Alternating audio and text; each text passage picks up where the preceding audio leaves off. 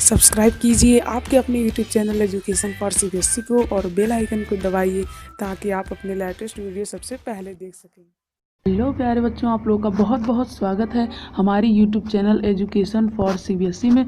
तो बच्चों, आज की इस वीडियो में हम लोग बात करने वाले हैं फाइनाइट और नॉन फाइनाइट वर्ब के बारे में। तो चलिए इसे हम स्टार्ट करते हैं। स्टार्ट करने से पहले मेक श्योर कि आप वर्ब वाला वीडियो देखे हों, तभी आपको ये समझ में आएगा। तो चलिए इसे स्टार्ट करते हैं। तो आज हम लोग पढ़ने वाले हैं फाइनाइट और नॉन फाइनाइट वर्ब। देखिए, वर्ब क्या होता है? वर्ब वो होता है जिससे हमें ये पता चलता है कि कोई वर्क हो रहा है या फिर कोई स्टेट हो, यानी कि a verb is a word that show an action और स्टेट। तो स्टेट इसमें मेन डेफिनेशन है, जैसा कि मैंने आपको पिछली वीडियो में बताया था। तो जब भी हमें पता चले कोई भी वर्क हो रहा है, तब हम क्या कहेंगे कि वो वर्ब है। जैसे कि मान लीजिए कि ये एक लड़का है, ये इस समय खड़ा है, तो ये इसकी क्या है? स्टेट है। तो यहाँ पे वर्क हो रहा है। तो ये सब मैंने आपको पिछले वीडियो में बताया था। तो आज हम लोग जो पढ़ेंगे वो है फाइनाइट वर्ब और नॉन फाइनाइट वर्ब। तो जो फाइनाइट वर्ब होता है वो क्या होता है?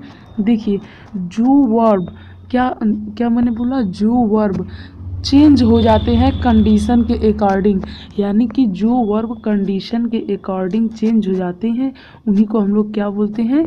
उन्हीं को हम लोग बोलते हैं फाइनाइट वर्ब। ठीक है ना? अभी भी नहीं समझ में आया तो कोई बात नहीं, एक एग्जांपल ले लेते हैं। जैसे कि मान लीजिए, अगर मैं बात करता हूँ फाइनाइट वर्ब की, तो जैसे मैं कहता हूँ कि दे गो टू मार्केट। मान लीजिए कि दे गो टू मार्केट है, ठीक है ना? तो इसमें यहाँ पे गो को आप सिर्फ ध्यान से देखिए, यहाँ पे गो तो गो ही है, लेकिन अगर मैं यहीं पे एक और सेंटेंस लेता हूँ, जैसे कि मान लीजिए मैं सेंटेंस ले रहा हूँ ही गोज़ टू मार्केट।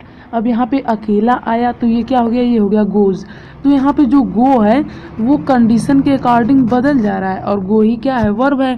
तो जब भी कोई भी वर्ब कंडीशन के अकॉर्डिंग बदल जाता है, तो उसी को हम लोग क्या कहते हैं? उसी को हम लोग बोलते हैं फाइनाइट वर्ब। तो उम्मीद अब आप लोगों को फाइनाइट वर्ब समझ में आ गया होगा। यदि नहीं समझ में आया तो कोई बात नहीं, चलिए एक और एग्जांपल ले लेते हैं। जैसे कि मान लीजिए मैं कहता हूँ कि बॉय राइट अ लेटर, ठीक है ना? तो बॉय जो है वो राइट करता है, वो एक लेटर राइट करता है, राइट्स अ लेटर। तो जो बच्चा है वो एक लेटर यहाँ पे राइट करता है। तो अगर मैं यहाँ पे चेंज करके इसे लिख दूँ students write a letter, students, तो यहाँ पे ढेर सारे बच्चे हो गए, तो जो राइट है वो चेंज हो गया। मेरे कहने का सिर्फ यही मतलब है कि जो जो कंडीशन के अकॉर्डिंग चेंज हो जाता है, उसी को हम लोग बोलते हैं फाइनाइट वर्ब। अब आप लोग पूछोगे या फिर आप लोग के दिमाग में आएगा कि तो दुनिया में ऐसा कोई वर्ब नहीं है जो कंडीशन के अकॉर्डिंग नहीं चेंज हो। पर ऐसा नहीं है, मैं अभी आप लोगों को दिखाऊंगा। ऐसे भी वर्ब होते हैं जो कंडीशन के अकॉर्डिंग चेंज नहीं होते हैं। जैसे कि मान लीजिए, मैं आप लोग पहले हिंदी में समझाता हूँ। देखिए, मैं कहता हूँ कि घोड़ा तेज़ दौड़ता है, ठीक है ना? और मैं इसके बजाय और क्या कह सकता हूँ? घोड़े तेज़ दौड़ते हैं। घोड़ा तेज़ दौड़ता है और घोड़े तेज़ दौड़ते हैं। तो इसमें जो तेज़ आया है, ये दोनों बदल रहा है नहीं ना? और भी इसी तरह के मैं आप लोग कई सारे एग्जांपल्स दे सकता हूँ। तो फिलहाल हम लोग चलते हैं फिर से फाइनाइट वर्ब की तरफ। तो फाइनाइट वर्ब क्या होता है बच्चों? इन सभी चीज़ों को आप लोग नोट जरूर कीजिएगा, वरना आप लोग भूल जाएंगे, ठीक है ना? तो नोट कीजिएगा ताकि आप लोग इसे अच्छे से अच्छे रिवाइज कर सकें और दोबारा इसे ज़रूर देखिएगा, ठीक है ना? तो मैं बता रहा था फाइनाइट वर्ब के बारे में। तो जो फाइनाइट वर्ब होता है वो क्या होता है? वो कंडीशन के अकॉर्डिंग चेंज हो जाता है, यानी कि जो भी वर्ड कंडीशन, जो भी वर्ब सॉरी वर्ब जो भी वर्ब कंडीशन के अकॉर्डिंग चेंज हो जाएगा, उसे हम लोग क्या बोलते हैं? उसी को हम लोग बोलते हैं फाइनाइट वर्ब, ठीक है ना? जो वर्ब कंडीशन के अकॉर्डिंग चेंज होगा उसे हम लोग बोलेंगे फाइनाइट वर्ब। और इसी के साथ साथ इसी का उल्टा भी हो जाता है कि जो वर्ब कंडीशन के अकॉर्डिंग जो वर्ब कंडीशन के अकॉर्डिंग चेंज नहीं होगा, उसी को हम लोग बोलते हैं नॉन फाइनाइट वर्ब। तो जैसा कि अभी अभी हमने देखा क्या? Finite verb. अब हम लोग क्या देखेंगे बच्चों? अब हम लोग देखेंगे नॉन फाइनाइट वर्ब। तो जो फाइनाइट वर्ब होता है उसमें क्या होता है कि जब भी कंडीशन के अकॉर्डिंग कंडीशन के अकॉर्डिंग अगर चेंज हो जाता है हमारा वर्ब तो उसी को हम लोग क्या बोलते हैं, फाइनाइट वर्ब। लेकिन अगर कंडीशन के अकॉर्डिंग चेंज ना हो तो उसी को हम लोग बोलते हैं नॉन फाइनाइट वर्ब। तो एज इजी एज दैट, बहुत ही ज़्यादा आसान है फाइनाइट और नॉन फाइनाइट वर्ब। तो नॉन फाइनाइट वर्ब का भी मैं आप लोग को एग्जाम्पल दे देता हूँ। और हाँ, एक बात मैं ये कहना चाहता हूँ कि आप लोग इन सभी बातों को नोट जरूर कीजिएगा, क्योंकि यदि आप नोट नहीं करेंगे तो आप लोग भूल जाएंगे या फिर आप लोग इसे रिवाइज नहीं कर सकते हैं, ठीक है ना। तो हम लोग बात कर रहे थे नॉन फाइनाइट वर्ब के काइंड के बारे में। तो जो नॉन फाइनाइट वर्ब होता है, नॉन फाइनाइट वर्ब के 3 टाइप होते हैं, ठीक है ना। नॉन फाइनाइट वर्ब के 3 टाइप होते हैं, जिसमें से पहला आ जाता है इन्फिनिटिव्स, ठीक है ना। अब हम लोग पढ़ेंगे कि इन्फिनिटिव क्या होता है। तो देखिए, जब टू प्लस में वर्ब की फर्स्ट फॉर्म आ जाए, ये सब तो आप लोग को पता ही होगा ना। टू क्या वर्ब की फर्स्ट फॉर्म क्या होती है। वर्ब की फर्स्ट फॉर्म मतलब जो एकदम स्टार्टिंग होता है, उम्मीद आप लोग को पता होगा।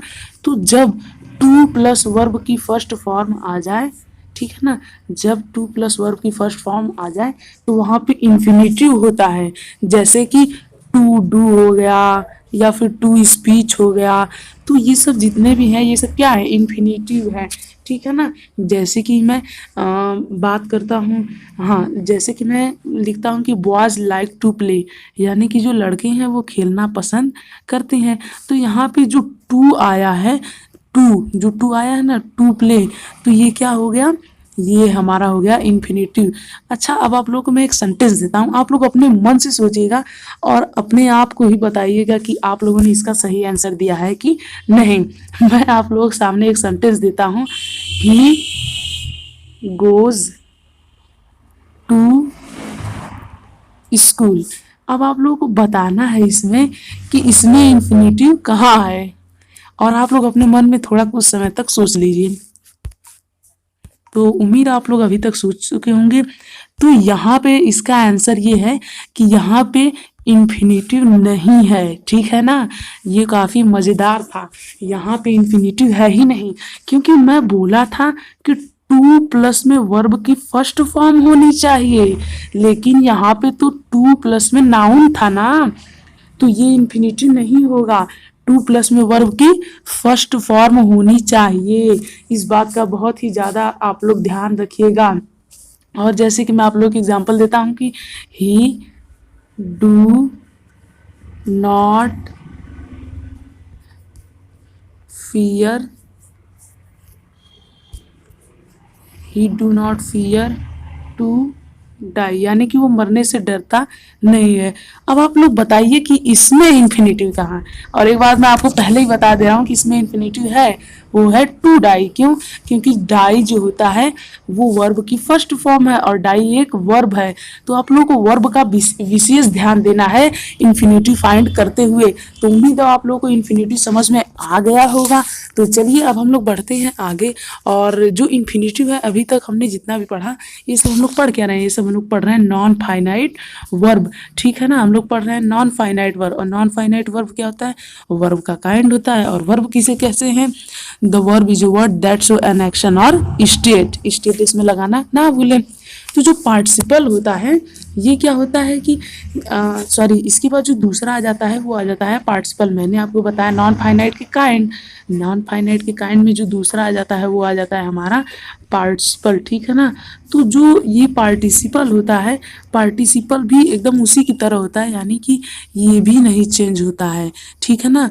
पार्टिसिपल भी चेंज नहीं होता है, सिर्फ इसमें अंतर क्या होता है कि ये इसमें अक्सर आईएनजी लगा रहता है। जैसे कि मान लीजिए कि, लेकिन ध्यान रहे आईएनजी लगना जरूरी नहीं है। इसमें क्या होता है, इसका मैं स्ट्रक्चर बता रहा हूँ, बहुत ही इंपॉर्टेंट है, इसे जरूर लिख लीजिएगा।